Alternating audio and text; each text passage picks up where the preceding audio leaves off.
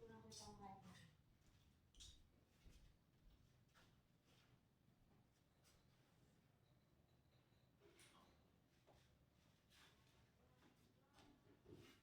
Nagabang sila dyan, no?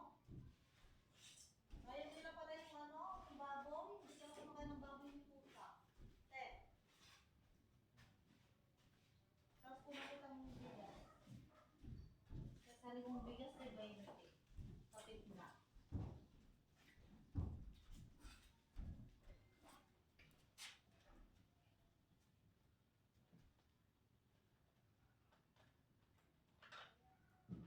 Sabi ko na mo atang tuyo. Tuyo na mo sa inyong aladang ulo ng pusa. Mahalong